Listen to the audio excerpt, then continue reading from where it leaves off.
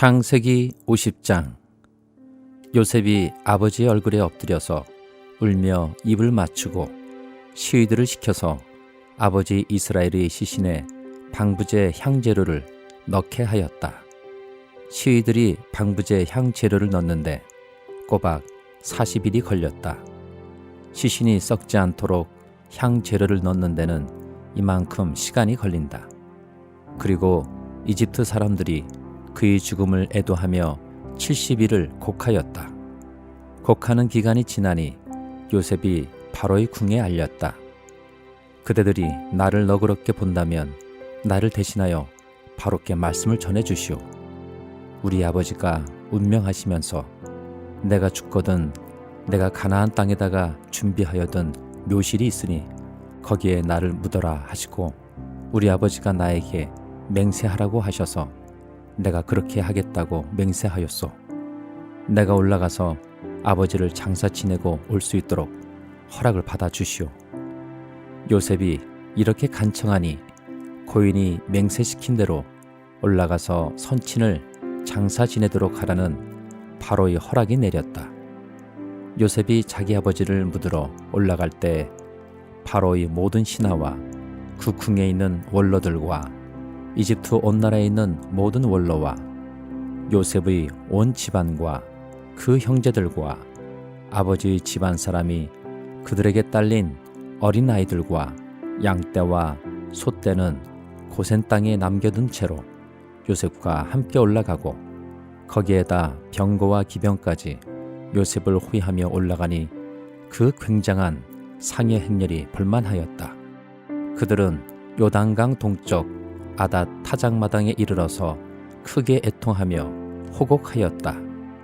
요셉은 아버지를 생각하며 거기에서 이랫동안 애곡하였다. 그들이 타작마당에서 그렇게 애곡하는 것을 보고 그 지방에 사는 가나안 사람들은 이집트 사람들이 이렇게 크게 애곡하고 있구나 하면서 그곳 이름을 아벨 미스라임이라고 하였으니 그것은 요단강 동쪽이다.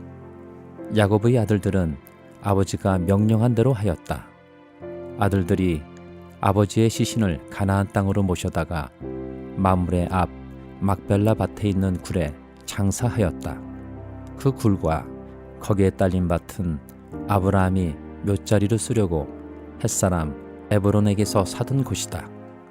요셉은 아버지의 장례를 치르고 난 다음에 그의 아버지를 장사 지내려고 그와 함께 갔던 형제들과 다른 모든 사람들을 데리고 이집트로 돌아왔다.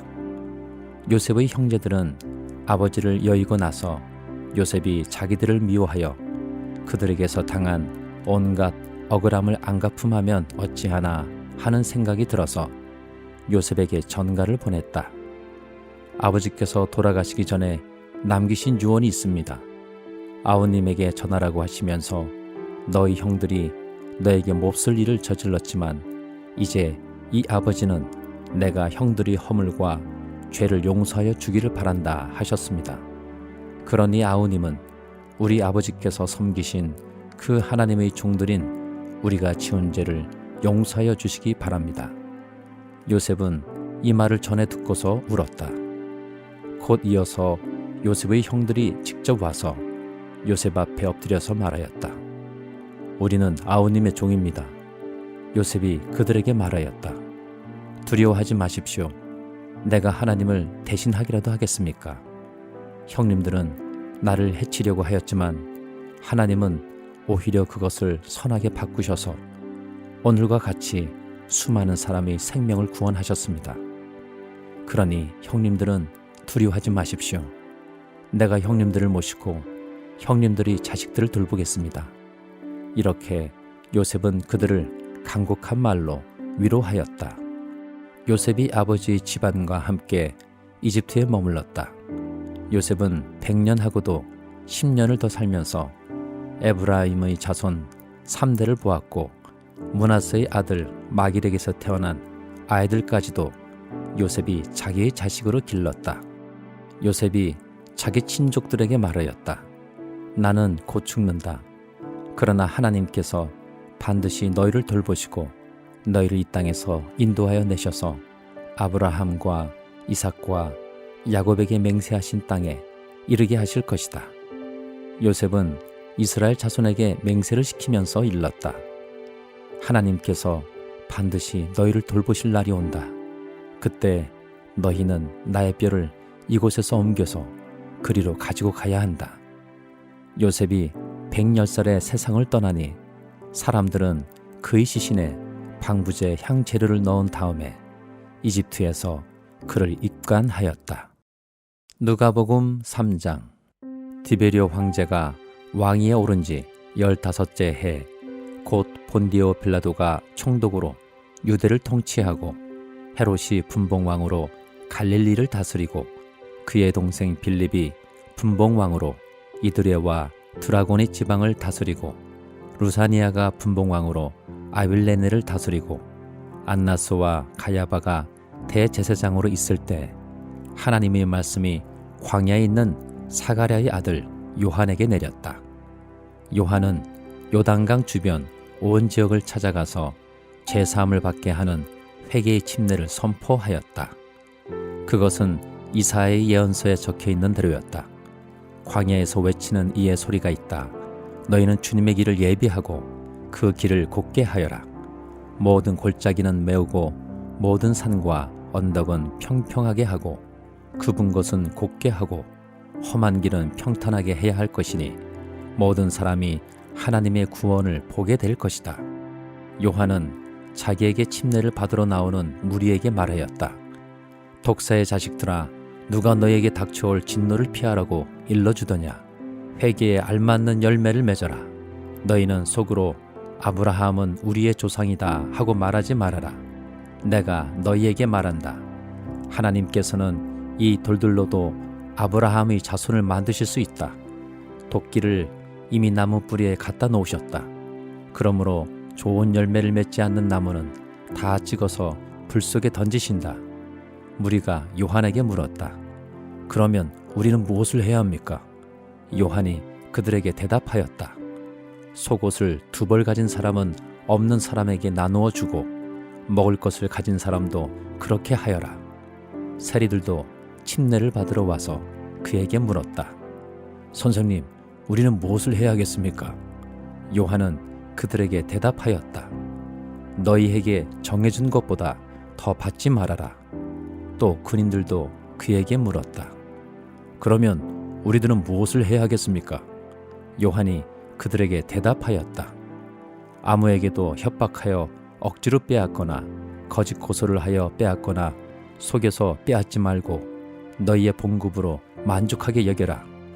백성이 그리스도를 고대하고 있던 터에 모두들 마음속으로 요한에 대하여 생각하기를 그가 그리스도가 아닐까 하였다.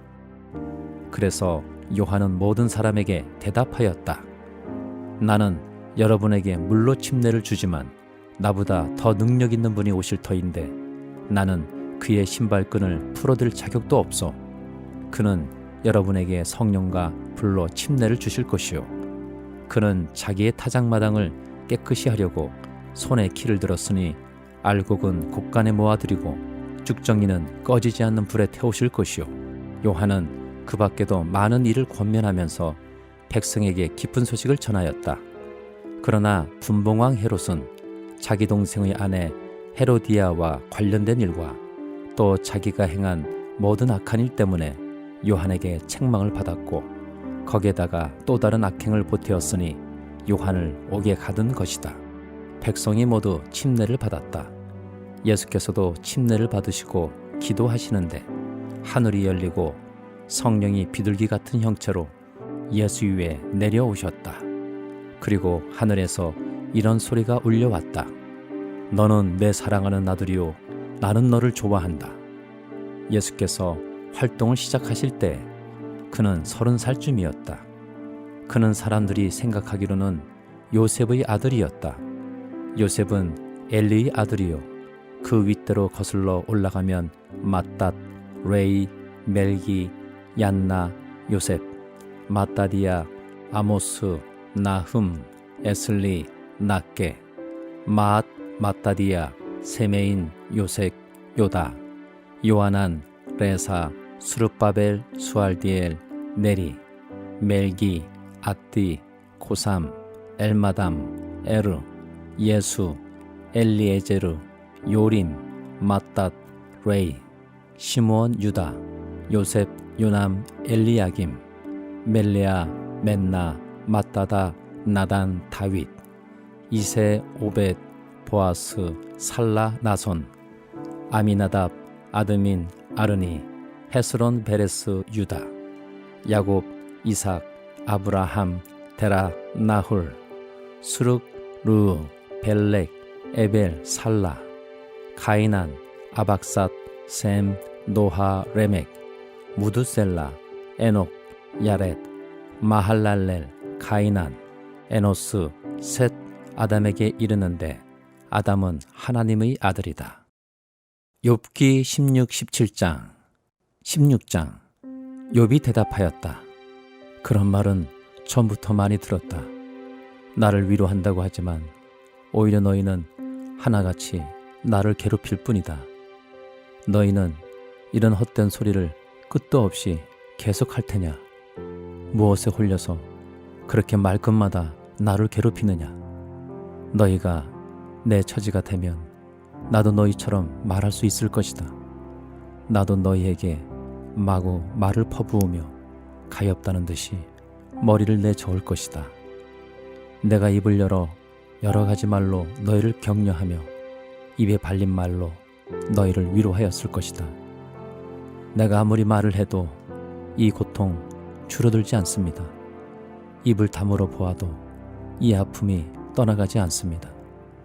주님께서 나를 기진맥진하게 하시고 내가 거느리고 있던 자식들을 죽이셨습니다. 주님께서 나를 체포하시고 주님께서 내 적이 되셨습니다. 내게 있는 것이라고는 피골이 상접한 앙상한 모습뿐입니다. 이것이 바로 주님께서 나를 치신 증거입니다. 사람들은 피골이 상접한 내 모습을 보고 내가 지은 죄로 내가 벌을 받았다고 합니다. 주님께서 내게 분노하시고 나를 미워하시며 내게 일을 가시며 내 원수가 되셔서 살기찬 눈초리로 나를 노려보시니 사람들도 나를 경멸하는구나. 욕하며 뺨을 치는구나. 모두 한패가 되어 내게 달려드는구나.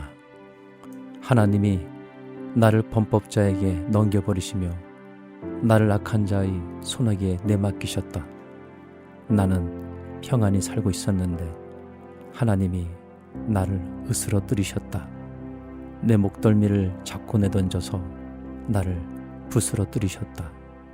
그가 나를 세우고 관역을 삼으시니 그가 쏜 화살들이 사방에서 나에게 날아든다. 그가 사정없이 내 허리를 뚫으시고 내 내장을 땅에 쏟아내신다. 그가 나를 갈기갈기 찢고 또 찢으시려고 용사처럼 내게 달려드신다. 내가 맨살에 베옷을 걸치고 통곡한다. 내 위세를 먼지 속에 묻고 여기 이렇게 시궁창에 앉아있다. 하도 울어서 얼굴마저 핏빛이 되었고 눈꺼풀에는 죽음의 그림자가 덮여있다. 그러나 나는 폭행을 저지른 일이 없으며 내 기도는 언제나 진실하였다. 땅아, 내게 닥쳐온 이 잘못된 일을 숨기지 말아라. 애타게 정의를 찾는 내 부르짖음이 허공에 흩어지게 하지 말아라. 하늘에 내 증인이 계시고 높은 곳에 내 변호인이 계신다. 내 중재자는 내 친구다. 나는 하나님께 눈물로 호소한다. 사람이 친구를 위하여 변호하듯이 그가 하나님께 내 사정을 아랜다. 이제 몇 해만 더 살면 나는 돌아오지 못하는 길로 갈 것이다. 욥기 17장 기운도 없어지고 살 날도 얼마 남지 않고 무덤이 나를 기다리고 있구나. 조롱하는 무리들이 나를 둘러싸고 있으니 그들이 얼마나 심하게 나를 조롱하는지를 내가 똑똑히 볼 수 있다. 주님, 주님께서 친히 내 보증이 되어 주십시오. 내 보증이 되실 분은 주님밖에는 아무도 없습니다. 주님께서 그들의 마음을 마비시키셔서 다시는 내게 우쭐대지 못하게 해주십시오. 옛 격언에도 이르기를 돈에 눈이 멀어 친구를 버리면 자식이 눈이 먼다 하였다. 사람들이 이 격언을 가지고 나를 공격하는구나. 사람들이 와서 내 얼굴에 침을 뱉는구나. 근심 때문에 눈이 멀고 팔과 다리도 그림자처럼 야위어졌다. 정직하다고 자칭하는 자들이 이 모습을 보고 놀라며 무죄하다고 자칭하는 자들이 나를 보고 불경스럽다고 규탄하는구나. 자칭 신분이 높다는 자들은 더욱더 자기들이 옳다고 우기는구나. 그러나 그런 자들이 모두 와서 내 앞에 선다 해도 나는 그들 가운데서 단 한 사람의 지혜자도 찾지 못할 것이다. 내가 살 날은 이미 다 지나갔다. 계획도 희망도 다 사라졌다. 내 친구들이 말이 밤이 대낮이 된다 하지만 밝아온다 하지만 내가 이 어둠 속에서 벗어나지 못한다는 것을 나는 알고 있다. 내 유일한 희망은 죽은 자들의 세계로 가는 것이다. 거기 어둠 속에 잠자리를 펴고 눕는 것뿐이다. 나는 무덤을 내 아버지라고 부르겠다. 내 죽음을 파먹는 구더기를 내 어머니, 내 누이들이라고 부르겠다. 내가 희망을 들 곳이 달리 더 있는가? 내가 희망을 들 곳이 달리 어디 있는지 아는 사람이 있는가? 내가 죽은 자들이 있는 곳으로 내려갈 때 희망이 나와 함께 내려가지 못할 것이다. 고린도전서 4장. 사람은 이와 같이 우리를 그리스도의 일꾼이요 하나님의 비밀을 맡은 관리인으로 보아야 합니다. 이런 경우에 관리인에게 요구하는 것은 신실성입니다. 내가 여러분에게서 심판을 받든지 세상 법정에서 심판을 받든지 나에게는 조금도 문제가 되지 않습니다. 그뿐만 아니라 나도 나 자신을 심판하지 않습니다. 나는 양심에 거리끼는 것이 없습니다. 그러나 이런 일로 내가 위롭게 된 것은 아닙니다. 나를 심판하시는 분은 주님이십니다. 그러므로 여러분은 주님께서 오실 때까지는 아무것도 미리 심판하지 마십시오. 주님께서는 어둠 속에 감추인 것들을 환히 나타내시며 마음속의 생각을 드러내실 것입니다. 그때 사람마다 하나님으로부터 칭찬을 받을 것입니다. 형제자매 여러분, 나는 여러분을 위하여 이 모든 일을 나와 아볼로에게 적용하여 설명하였습니다. 그것은 기록된 말씀의 범위를 벗어나지 말라는 격언의 뜻을 여러분이 우리에게서 배워서 어느 한 편을 편들어 다른 편을 얕보면서 뽐내지 않도록 하려는 것입니다. 누가 그대를 별다르게 보아줍니까? 그대가 가지고 있는 것 가운데서 받아서 가지지 않은 것이 무엇이 있습니까? 모두가 받은 것이라면 왜 받지 않은 것처럼 자랑합니까? 여러분은 벌써 배가 불렀습니다. 벌써 부자가 되었습니다. 우리를 제쳐놓고 왕이나 된 듯이 행세하였습니다. 여러분이 진정 왕처럼 되었으면 좋겠습니다. 그렇게 하여 우리도 여러분과 함께 왕노릇하게 되면 좋겠습니다. 내가 생각하기에 하나님께서는 사도들인 우리를 마치 사형수처럼 세상에서 가장 보잘것없는 사람들로 내놓으셨습니다.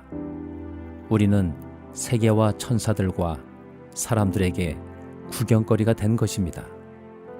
우리는 그리스도 때문에 어리석은 사람이 되었지만 여러분은 그리스도 안에서 지혜 있는 사람이 되었습니다. 우리는 약하나 여러분은 강합니다.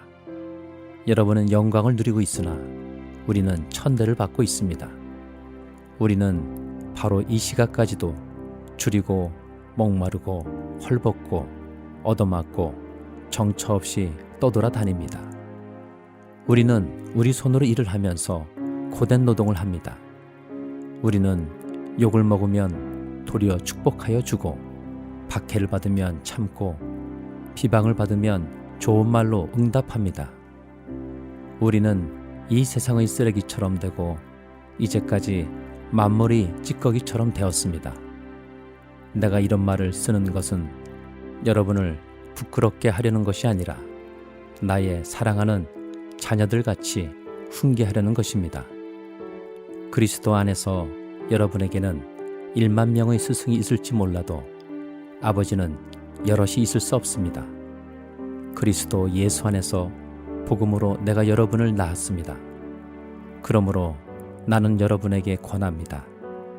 여러분은 나를 본받는 사람이 되십시오. 이 일 때문에 나는 디모데를 여러분에게 보냈습니다.